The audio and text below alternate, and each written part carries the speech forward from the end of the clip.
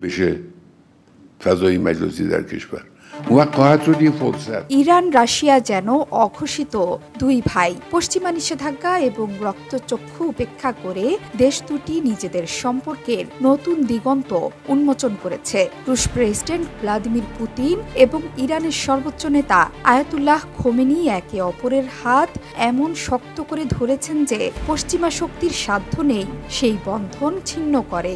Russia Ukraine যুদ্ধে শুরু থেকেই মস্কোকে ড্রোন ক্ষেপণাস্ত্র দিয়ে সহযোগিতা করছে ইরান। প্রথমে ইরান শাহেদ ১৩৬ ড্রোন দেয় রাশিয়াকে।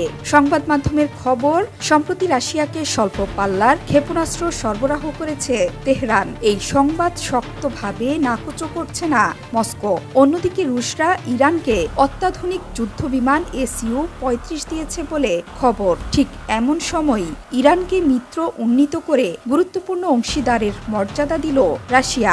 ভবিষ্যতে হয়তো ইরান রাশিয়াকে এক হয়ে যুদ্ধ করতেও দেখা যেতে পারে। রাশিয়ার সাথে সম্পর্কের এই নতুন উচ্চতার কথা জানালেন ক্রেমলিনের মুখপাত্র দিমিত্রি পেসকভ। এ সময় ক্রেমলিনের মুখপাত্র বলেন, ইরান আমাদের গুরুত্বপূর্ণ অংশীদার। আমরা আমাদের বাণিজ্য ও অর্থনৈতিক সম্পর্ক জোরদার করছি।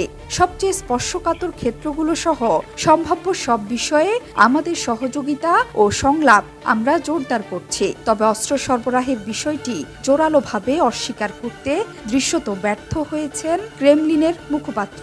তিনি বলেন, আমরা খবরটি দেখেছি। এ ধরনের তথ্য সবসময় সত্য হয় না।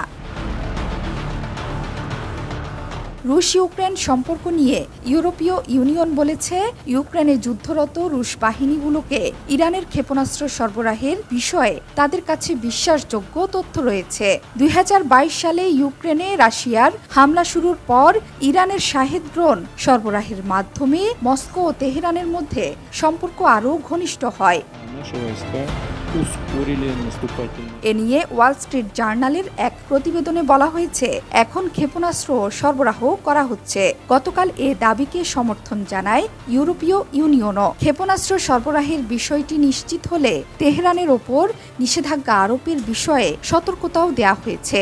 যদিও এমন খবর অস্বীকার করেছে ইরান। এক সংবাদ সম্মেলনে ইরানের পররাষ্ট্র মন্ত্রণালয়ের মুখপাত্র নাসের কানানি বলেন, এই যুদ্ধের এক পক্ষের কাছে অস্ত্র রপ্তানির দাবি আমরা দৃঢ়তার সঙ্গে প্রত্যাখ্যান করছি। তিনি আরও বলেন, ইরানের বিরুদ্ধে অভিযোগকারীরা এই যুদ্ধের এক পক্ষের কাছে সবচেয়ে বেশি অস্ত্র সরবরাহকারী।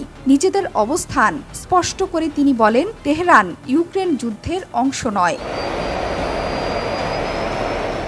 শুক্রবার যুক্তরাষ্ট্র সতর্ক করে বলেছে, রাশিয়াকে ইরানের কোনো ধরনের ব্যালিস্টিক ক্ষেপণাস্ত্র সরবরাহ ইউক্রেন যুদ্ধে মারাত্মক উত্তেজনা তৈরি করবে। যদিও পশ্চিমারা ঠিকই ইউক্রেনকে সামরিক দিক থেকে সাহায্যের হাত বাড়িয়ে দিয়েছিল শুরু থেকেই। সে কারণেই রুশ ইউক্রেন যুদ্ধ মূলত পশ্চিমাদের বিরুদ্ধে রাশিয়ার একার লড়াইয়ে রূপ নিয়েছে। পুতিনকে দমাতে সব দিক থেকে চাপে ফেলতে চায় পশ্চিমারা।